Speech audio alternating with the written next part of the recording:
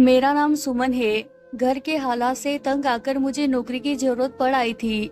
क्योंकि मेरी शिक्षा अच्छी थी, इसीलिए मुझे किसी भी कंपनी में अच्छी नौकरी मिल सकती थी। मुझे हमेशा से ही पढ़ाई का शौक था और मैंने अपने शौक को बहुत मेहनत से भी पूरा किया था। हम बहुत गरीब लोग थे। खानदान में कोई इतना पढ़ा लिखा भी नहीं था जितना कि मेरे पापा ने मुझे पढ़ाया था। इसकी वजह यह थी कि मेरे पापा पढ़ाई के मामले में कभी भी पुरानी सोच नहीं रखते थे कि लड़कियों को शिक्षा नहीं दिलवानी चाहिए, बल्कि वह हमेशा इस बात को मानते थे कि लड़कियों को शिक्षा दिलवाना बहुत ज्यादा जरूरी है। उनके यही सोच मेरे लिए बहुत अच्छी थी और मेरे लिए बहुत ही फायदेमंद साबित हुई थी कि उन्होंने मुझे कभी पढ़ाई से नहीं रोका था।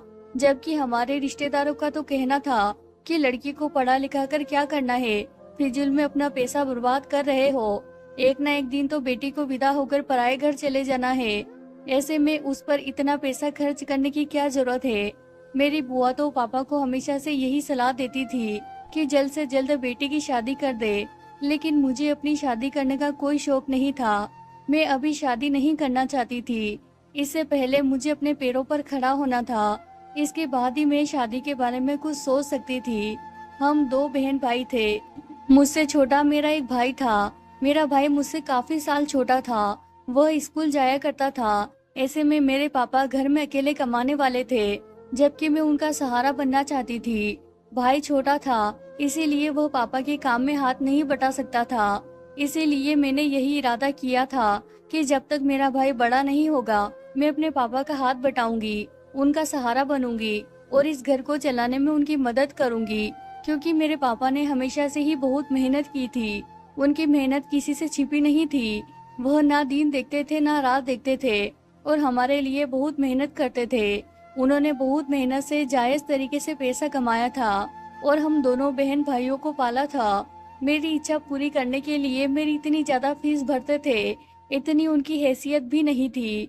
घर में खर्च कम करते, अपने शौक कम करते, लेकिन मेरी पढ़ाई का खर्चा जरूर पूरा करते थे कि मैं पढ़ लिख जाऊं और मेरा शौक पूरा हो जाए। पापा ने कभी मुझे इस मकसद के लिए नहीं पढ़ाया था कि बाद में मैं उनका काम कर दूंगी। पापा सिर्फ और सिर्फ मेरा शौक पूरा करना चाहते थे। पापा अक्सर कहते थे कि वह अपने बच्चों के लिए हर इच्छा पूरा करना चाहते हैं, जिसमें मेरे बच्चों की खुशी हो। जिस हद तक पापा से मुमकिन होता था, वह हमारी खुशी के लिए सब कुछ करते। हमें उनसे कभी कोई शिकायत नहीं रही थी, जबकि मेरी माँ भी सारे मामले में उनका भरपूर साथ देती थी।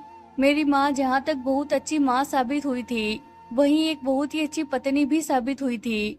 वह मेरे पापा का हर कदम पर साथ देती। हर मुश्किल और आसानी में उन्होंने एक साथ गुजारा था।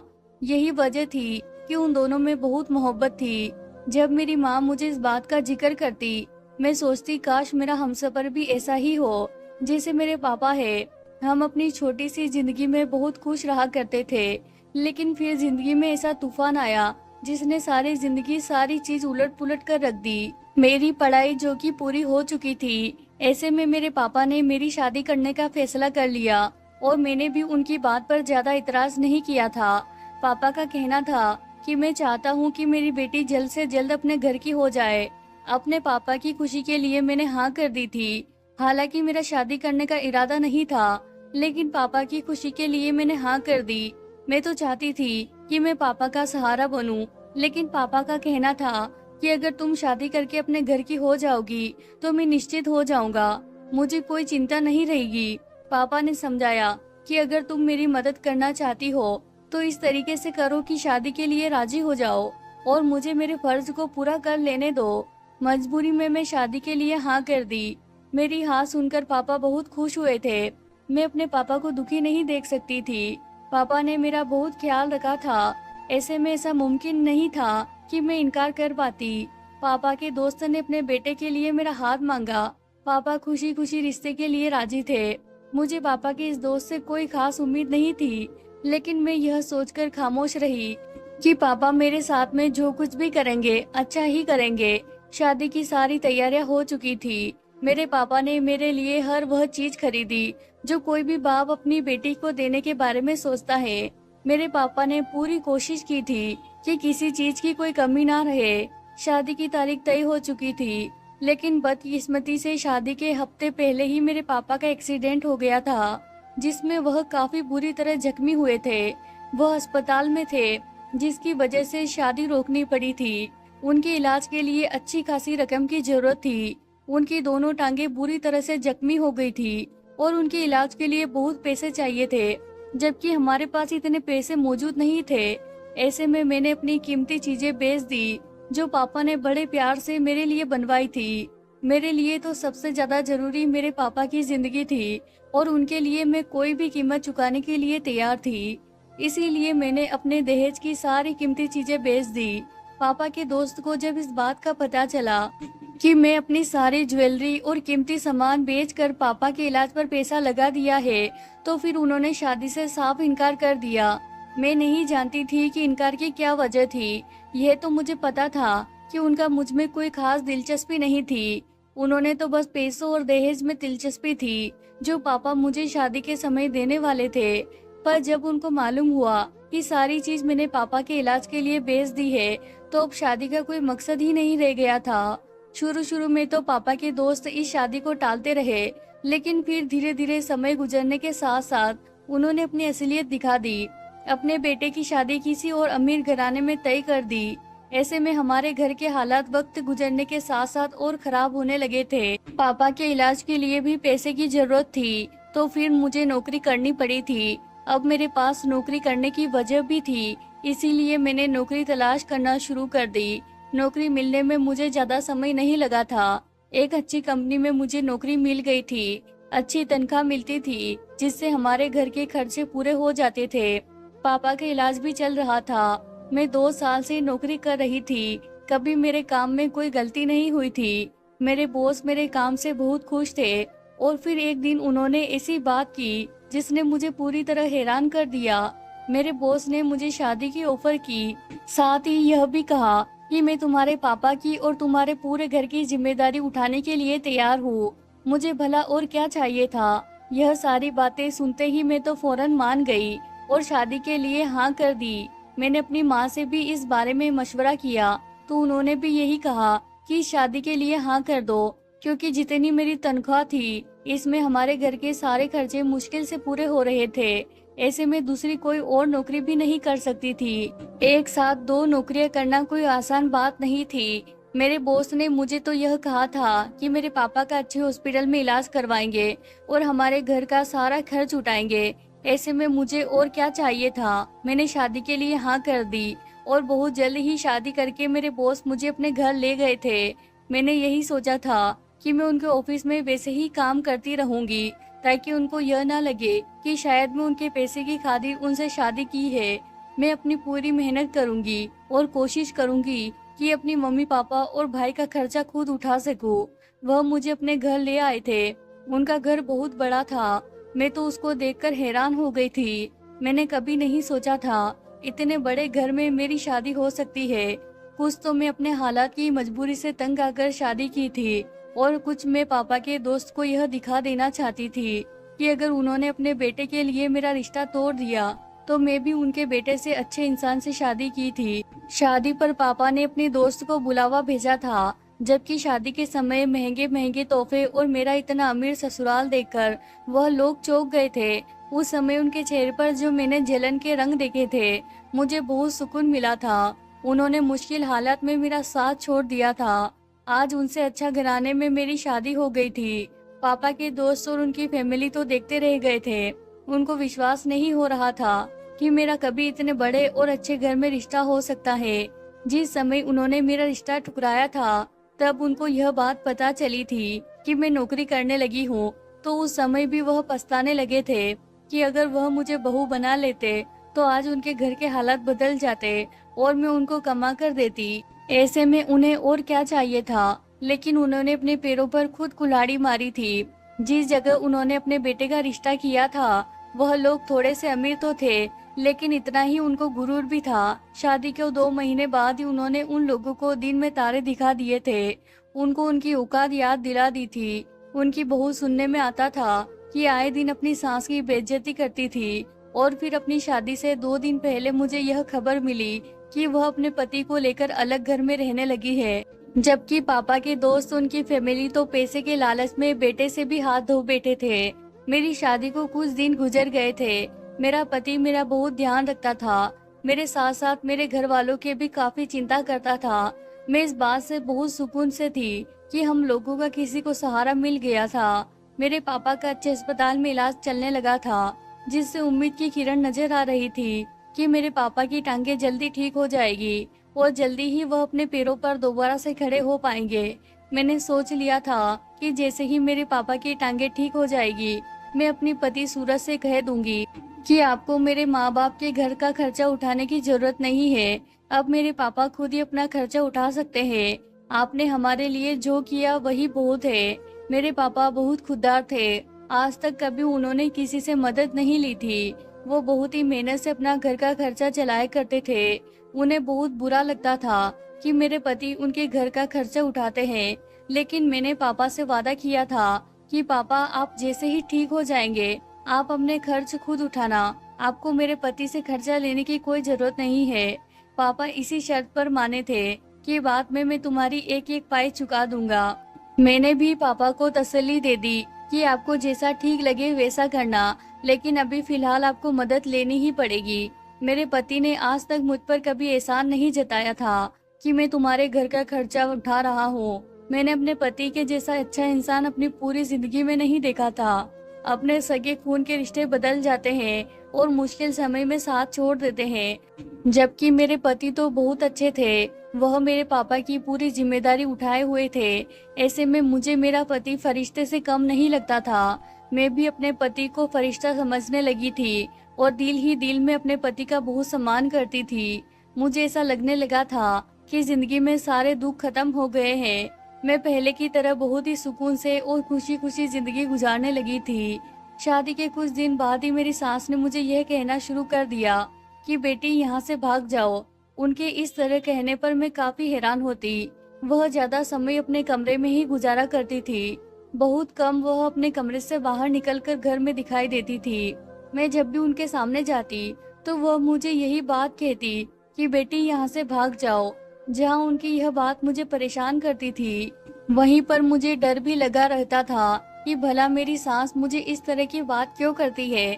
जब मैं उनसे पूछती कि आप ऐसा क्यों कहती है, भला मुझे इस घर में क्या डर है, तो वह जल्दी से अपने कमरे में चली जाती और मुझसे कहती कि जो मैंने कहा है वही करो, उसमें तुम्हारी भलाई है, नहीं तो तुम बहुत बड़ा नुकसान उठाओगी।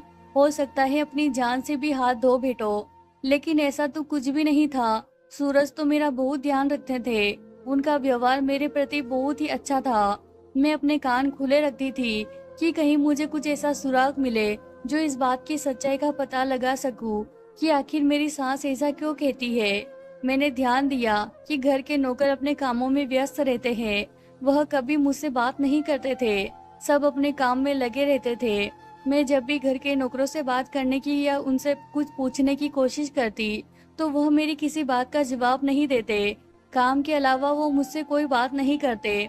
मैं घर के बारे में या फिर अपनी सास के बारे में कुछ पूछती तो यही कहते कि हमें इस बारे में कुछ नहीं मालूम, हम तो यहाँ पर नए हैं। इन सारी बातों में एक और बात जो हैरान करने वाली थी वह ये थी कि मेरा पति जो मुझसे बहुत मोहब्बत करता था, वह इतना हमदर्द इंसान था कि मेरे घर वालों की चिंता भी उसे थी, लेकिन अपनी माँ से बहुत दूर था। वह कभी भी ऑफिस से आकर अपनी माँ से मिलने उनके कमरे में नहीं जाता था और ना ही कभी उनसे अपनी माँ का जिक्र मेरे सामने किया था। ऐसा लगता था जैसे वह जानता ही नहीं है कि इस घर में उसकी माँ भी मौजूद है। ना वह दोनों कभी आपस में मिलकर बैठे थे, ना ही आपस में कोई बात करते थे। यहाँ तक कि मेरी सास खाना भी अपने कमरे में ही खाती थी। ऐसा कैसे मुमकिन था कि एक घर में सिर्फ दो लोग मौजूद है और वह दोनों भी एक दूसरे से इतनी दूर है। यह बात काफी हैरान करने वाली थी। कोई बेटा अपनी माँ के साथ इतनी बेरुखी से कैसे पेश आ सकता है, और वह भी सूरज जैसा इंसान जिसके अंदर इंसानियत इतनी मौजूद थी, जो मेरे माता पिता का इतना ध्यान रखता था। उसे दूसरों की तकलीफ का कितना एहसास था। फिर भला वह अपनी माँ को इस तरह नजरअंदाज कैसे कर सकता था। सारी चीजें देखने के बाद भी मैंने अपने पति से कोई बात नहीं की थी। मुझे डर था कि कहीं उसे मेरी कोई बात बुरी ना लग जाए और मुझसे नाराज ना हो जाए। जबकि मैं उन्हें बिल्कुल भी नाराज नहीं करना चाहती थी। उनको मुझ पर और मेरे घर वालों पर बहुत एहसान थे। ऐसे में मैं किसी मामले में दखल अंदाजी नहीं करती थी और अपने काम से काम रखती थी। वैसे भी उसका और उसकी माँ का मामला था। मैंने यही सोचा था कि मैं धीरे धीरे समय गुजरने के साथ साथ मौका देकर इस बारे में बात करूंगी कि आखिर इस सब के पीछे क्या कारण है। लेकिन दिन ब दिन मेरी सास मुझे कुछ नया कह देती थी, कुछ ऐसा जिससे मैं परेशान हो जाती। उनकी बातों के साथ साथ मेरी बहुत सारी कीमती चीज भी मेरे कमरे से अब गायब होने लगी थी। अब तो मुझे ऐसा लगने लगा था कि शायद इस घर में सच में कुछ अनहोनी घटनाएं होती है। शायद इसी वजह से मेरी सास मुझे ये कहती है कि तुम इस घर से भाग जाओ। पहले तो सिर्फ और सिर्फ मुझे परेशानी होती थी, लेकिन अब मुझे डर लगने लगा था। इस घर में कुछ तो गड़बड़ थी। मेरे दिमाग में एकदम ख्याल आया, क्या इस घर में किसी भूत का साया तो नहीं? क्योंकि ऐसा कैसे मुमकिन था कि मेरी चीज मेरे कमरे से गायब हो जाती थी, जबकि अपने कमरे की सफाई मैं खुद करती थी और कोई नौकर मेरे कमरे में मेरे इजाजत के बिना नहीं जाता था। वैसे भी नौकरों की इतनी हिम्मत नहीं थी, क्योंकि गुम हो जाने वाली चीज कोई आम नहीं थी। एक दो चीज गुम होने पर तो मैंने कुछ नहीं कहा, लेकिन जब यह सिलसिला नहीं रुका तो मैं घर के सारे नौकरों को इकट्ठा करके पूछा था, लेकिन मुझे इस बात से कुछ हासिल नहीं हुआ। सब ने ना में सर हिलाया था कि मेम साहब, हमने आपकी कोई चीज नहीं उठाई है। मेरी सास मेरे पति के ऑफिस जाने के फौरन बाद अपने कमरे से निकलती और मुझे यही कहती, अगर अपनी खैरियत चाहती हो तो इस घर से जितना जल्दी हो सके चली जाओ, उसी में तुम्हारी भलाई है। वह यह भी कहती थी कि यहाँ रहकर तुम अपने आप को बर्बाद करोगी। इस घर से जल्द जान छुड़ाकर भाग जाओ।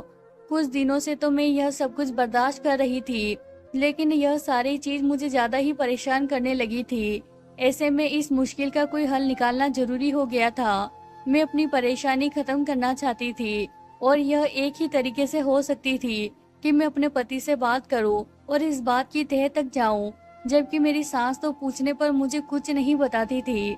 मैंने अपने पति से बात करने का फैसला कर लिया और उसके आने का इंतजार करने लगी कि आते ही मैंने मौका देकर यह बात सूरज से की थी। सारी बात उसको बताई कि किस तरह तुम्हारी माँ कुछ दिनों से मुझे परेशान कर रही है। आखिर इन सब बातों के पीछे क्या कारण है? मैं जानना चाहती थी कि अगर कोई वजह थी तो वह मुझे साफ साफ बता दे, लेकिन सूरज का कहना था कि ऐसा कुछ नहीं है और इस समय मैं बहुत थका हुआ हूँ, इसीलिए अब इस बारे में कोई और बात मत करना। यह कहकर सूरज सोने के लिए लेट गए। सुबह जब मैं उठी तो मेरी सास पूरे घर में कहीं मौजूद नहीं थी। मुझे लगा अपने कमरे में होगी, सूरज के जाते ही वह बाहर आ जाएगी, लेकिन सूरज के जाने के बाद भी मेरी सास कमरे से बाहर नहीं निकली। तब मैंने उनके कमरे में झांककर देखा। मैंने नौकरों से पूछा तो उन्होंने कह दिया कि बड़ी मेम साहब तो घर पर ही नहीं है।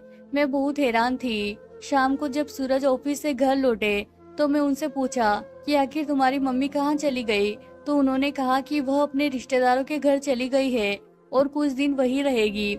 मैं इस बात पर हैरान थी कि वह इस तरह अचानक कैसे अपने किसी रिश्तेदार के घर चली गई। आज से पहले तो वह कभी नहीं जाती थी। मुझे कुछ ठीक नहीं लग रहा था। मुझे महसूस हो रहा था जैसे मेरे साथ कुछ गलत होने वाला है, जो मुझे नहीं मालूम था। मुझे दाल में कुछ काला लगने लगा था। अब मैं अपने पति के जाने का इंतजार करने लगी। अगले दिन अपने पति के जाते ही अपने सास के कमरे में चली गई और जाकर उस कमरे की तलाशी ली, लेकिन जैसे ही बेड की चादर हटाई तो मेरी जान निकल गई। नीचे से मेरा वही हीरो वाला सेट निकला था, जो शादी के मौके पर मेरे पति ने मुझे मुंह दिखाई में दिया था और शादी के 2 दिन बाद ही मेरे कमरे से गायब हो गया था, जो मुझे अब तक नहीं मिला था। मैं इस बात पर हैरान थी कि मेरी सास के कमरे में कैसे आया और यह सेट उनके बेड के नीचे क्या कर रहा था। तो क्या यह सेट मेरी सास ने चुराया था? लेकिन भला वो ऐसा क्यों करेगी, जबकि वह खुद इस घर की मालकिन है। मुझसे ज्यादा तो उनका इस घर पर हक था। वह इतने सालों से इस घर में रह रही थी। उनके पास सब तरह के बहुत सारे सेट मौजूद होंगे। उन्हें तो क्या जरूरत थी कि वह मेरा सेट चोरी करती। हो सकता है कि शायद किसी नौकर ने यह हरकत की हो, लेकिन अगर किसी नौकर ने हरकत की थी तो वह उसे चोरी करके अपने साथ ले जाता। उसने मेरी सास के कमरे में क्यों रखा था? मैंने उस सेट को वहां से उठाया और पूरे कमरे की तलाशी लेनी शुरू कर दी।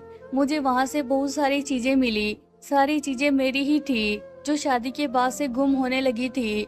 मैं तो यह समझ रही थी कि वह सारी चीज शायद इस वजह से गुम हो रही है कि इस घर में कोई साया मौजूद है, लेकिन हकीकत तो यह थी कि यह सारी चीज मेरी सास के कमरे में मौजूद थी। तो क्या मेरी सास थी जो सामान को चोरी करके यहाँ रख रही थी? लेकिन मेरी सास ऐसा क्यों कर रही थी, मुझे नहीं समझ आ रहा था। और फिर अचानक ही ना जाने कहाँ चली गई थी। यह दोनों ही बातें मुझे परेशान किया जा रही थी। घर के नौकर से पूछने पर मुझे यह मालूम हुआ कि मेरी सास सुबह ही घर से चली गई है। कहाँ गई है और क्यों गई है, यह किसी को मालूम नहीं था। मेरे पति का कहना था कि वह अपने रिश्तेदार के घर गई है, लेकिन मुझे आज भी वह दिन याद है जब मैं ऑफिस में काम करती थी।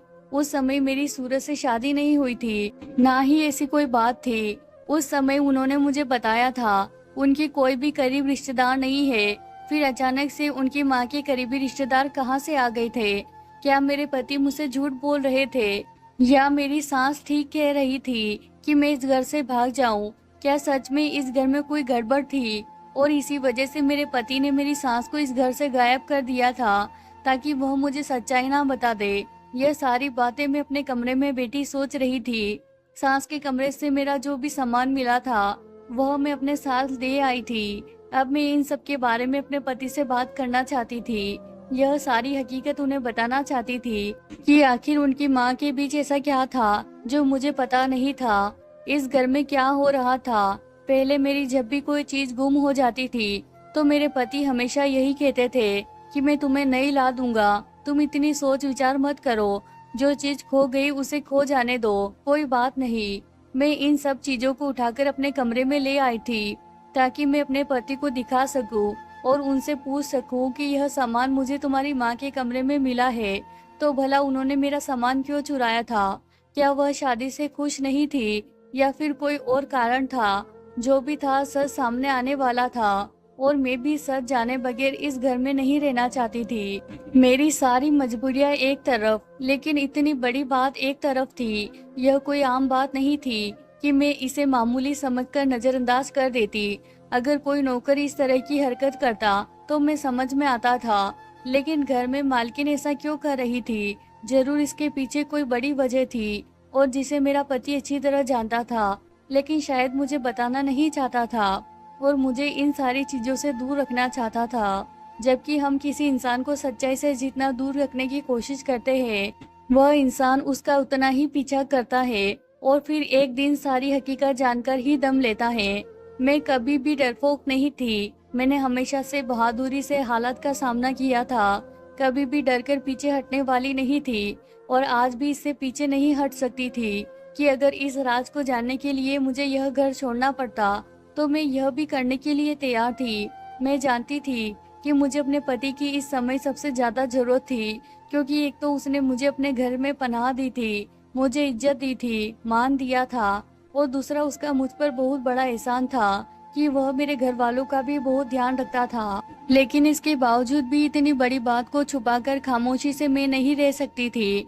मुझे अब अपने पति के आने का इंतजार था। उसके आते ही मैंने वह सारी चीजें उसके सामने रख दी और उससे पूछने लगी कि यह सब क्या है। वह सारी चीजें देखकर खामोश हो गया और मैंने कहा कि इस बारे में क्या आप पहले से जानते थे कि यह सब कुछ तुम्हारी माँ ने किया है? लेकिन सूरज ने मुझे नहीं बताया उसकी माँ ऐसा क्यों करती थी। उसने मुझे यह सच छुपा लिया, लेकिन फिर मैं भी घर छोड़कर चले जाने की धमकी दी। फिर सूरज ने सब कुछ बता दिया कि जो भी कीमती चीज गायब होती थी, इन सब के पीछे मेरी माँ का हाथ था। मैंने सूरज से कहा कि भला तुम्हारी माँ को ये सब चीजें चुराने की क्या जरूरत पड़ आई थी? वह तो घर की मालकिन थी, उनके पास तो मुझसे भी ज्यादा महंगी चीज मौजूद होगी, तो फिर इन मामूली सी चीजों में क्या जरूरत थी? और वैसे भी मेरे पति ने मुझसे इतना झूठ बोला था कि मेरी सास अपने रिश्तेदार के घर गई थी, जबकि उनका तो कोई करीबी रिश्तेदार था ही नहीं। मेरे पति का कहना था कि वह यह सब कुछ मुझे कभी नहीं बताना चाहते थे, लेकिन अब यह सच्चाई बताना जरूरी हो गई है। और फिर मेरे पति ने मुझे पूरा सच बताया। सूरज ने बताया कि इस घर में जो औरत मौजूद थी वह मेरी माँ नहीं थी, बल्कि वह मेरे पापा की दूसरी पत्नी थी। मेरी असली माँ तो मुझे जन्म देते समय मर गई थी, जबकि यह औरत मेरे पापा के ऑफिस में काम करती थी और मेरे पापा की एक मामूली सी सेक्रेटरी थी, जिसने दौलत की खातिर लालच में आकर मेरे पापा से शादी की थी। ये पापा के मुकाबले उम्र में बहुत छोटी थी। मेरे पापा जो कि एक बेटे के बाप थे, ऐसे में वह औरत कम उम्र होने के साथ साथ खूबसूरत भी थी और इसी वजह से वह मेरे पापा को फंसाने में कामयाब हो गई थी। उसने अपनी अदाओं के जाल में मेरे पापा को फंसा लिया था और शादी करने पर राजी कर लिया था। सूरज ने बताया कि उस समय मैं बहुत छोटा था जब मेरी माँ मर गई थी। मेरे दादा को भी लगने लगा था कि इस घर में एक औरत की जरूरत है जो छोटे बच्चे का ख्याल रख सके। छोटे बच्चे को माँ की जरूरत है। सूरज ने बताया उस समय मैं 8 साल का था जब मेरे पापा ने दूसरी शादी की थी और इस औरत को घर में ले आए थे। मुझे इस औरत से कोई जाति दुश्मनी नहीं थी, लेकिन जैसे जैसे समय गुजरता गया उसकी असलियत खुल गई थी। वह बहुत ही चालाक औरत होने के साथ साथ धोखेबाज भी थी। उसने सिर्फ दौलत के लिए शादी की थी। उनके सामने उनकी तारीफ करती और फिर बाद में अपनी दोस्तों में बैठकर उनकी हंसी बनाया करती थी और उन्हें बूढ़ा कहकर बात किया करती थी। साथ ही ये भी कहती थी कि मैं कहाँ इस बूढ़े से शादी करके फंस गई हूँ। मैं उस समय 8 साल का था और छोटा था, लेकिन सब समझता था। मुझे वह औरत अब बुरी लगने लगी थी जो मेरे बाप के बारे में ऐसा सोचती थी। मेरे बाप के पैसों पर ऐश करती थी, पर मेरे बाप को ही बुरा कहती थी। मैं अपने पापा के बहुत करीब था, लेकिन दौलत हासिल करने के लालच में मेरे पापा से इस औरत ने दूर कर दिया।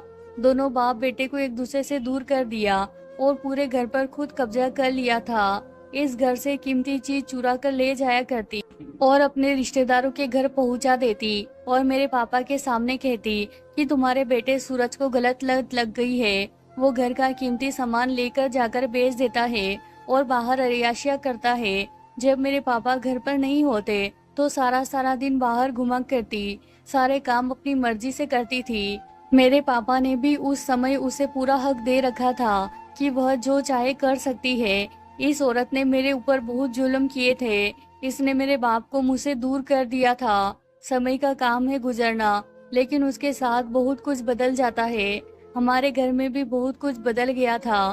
कल तक जो सारे हक और घर की बागडोर इस औरत के हाथ में थी, आज वह मेरे पास है। पापा ने मरने से पहले वसीयत बना दी थी, जिसमें सारी दौलत उन्होंने मेरे नाम कर दी थी। पापा के मरने के बाद मैंने पूरा बिजनेस संभाल लिया। जब मेरी सौतेली माँ को पता चला कि उनके हाथ कुछ भी नहीं आने वाला, तो उसने हालात के सामने सर झुका दिया और मेरे कहने के अनुसार इस घर में रहने लगी थी। मैं सिर्फ इंसानियत के नाते इस औरत को घर में रख रहा था, क्योंकि मेरे बाप ने इससे शादी की थी और अब इसका कोई और ठिकाना नहीं था। मैंने उसे इस घर में रहने की जगह दे दी थी, लेकिन जब से मेरी शादी तुम्हारे साथ हुई थी, इस औरत ने ठान ली थी कि मेरा घर बसने नहीं देगी। इसीलिए वह तुम्हें यहाँ से भाग जाने को कहती थी कि कहीं तुम इस घर में रहकर जगह ना बना लो, इस घर की मालकिन ना बन जाओ। मैं काम की वजह से सारा दिन घर से बाहर रहता था। ऐसे में मेरे पूरे घर में मेरी सौतेली माँ की ही मर्जी चलती थी। इसीलिए वह तुम्हें मेरे घर से निकालना चाहती थी। वह तुम्हें डराती थी ताकि डरकर तुम यहाँ से भाग जाओ। तुम्हें लगे कि इस घर में कोई भूतिया साया है और तुम यहाँ से चली जाओ। सूरज की बात सुनकर अब मेरे दिल को सुकून हो गया था और मैंने अपना घर छोड़ने का इरादा छोड़ दिया। सारी सच्चाई खुलकर मेरे सामने आ गई थी। तो यही वजह थी कि मेरा पति अपनी माँ को कोई इज्जत और सम्मान नहीं देता था, ना ही उनके साथ ज्यादा बात करता था। इंसानियत के नाते उन्होंने अपनी सौतेली माँ को बस घर पर रखा हुआ था। और जब सूरज को यह बात पता चल गई कि उनकी सौतेली माँ उनके घर को तोड़ना चाहती है, तो सूरज ने अपनी सौतेली माँ को उसके किसी रिश्तेदार के घर भेज दिया। सूरज ने मुझे बताया कि अब मेरी सौतेली माँ हमेशा अपने रिश्तेदार के घर रहेगी, इस घर में नहीं आएगी। यह पूरा घर तुम्हारा है, इस घर की मालकिन तुम हो। मैं नहीं चाहती थी कि वह औरत इस घर से चली जाए। मैं तो सच्चाई जानना चाहती थी, लेकिन सूरज ने अपना घर टूटने से बचने के लिए उस औरत को यहाँ से भेज दिया था। सूरज ने मुझे बताया कि तुम मुझे पहले दिन से ही पसंद आ गई थी। जब ऑफिस में तुम्हारा पहला दिन था, उसी दिन मैं तुमसे मोहब्बत कर बैठा था, लेकिन मुझे पता चला कि तुम्हारी मंगनी हो चुकी है। इसीलिए मैंने अपने कदम आगे नहीं बढ़ाए थे, लेकिन बाद में पता चला कि तुम्हारी शादी टूट गई है और तुम्हारे परिवार को मदद की जरूरत है, इसीलिए मैंने तुम्हारी तरफ कदम बढ़ाए और तुम्हें मदद करने की पेशकश रखी थी और तुम्हारे साथ शादी के लिए कहा था। सूरज की पत्नी बनकर आज मैं बहुत खुश हूँ। सूरज ने हमेशा मेरा ध्यान रखा। मेरे पापा बिल्कुल ठीक हो गए हैं और वह अपने घर की जिम्मेदारी अब खुद ही उठा रहे हैं। भगवान से प्रार्थना करती हूँ कि मेरे माँ बाप हमेशा खुश रहे। तो प्यारे दोस्तों, ये थी हमारी कहानी। आपको हमारी कहानी पसंद आई हो तो इसे लाइक जरूर कीजिए और आपके अनुभव हमें कमेंट करके जरूर बताएं। आपने अभी तक हमारे चैनल को सब्सक्राइब नहीं किया है तो प्लीज कर लें।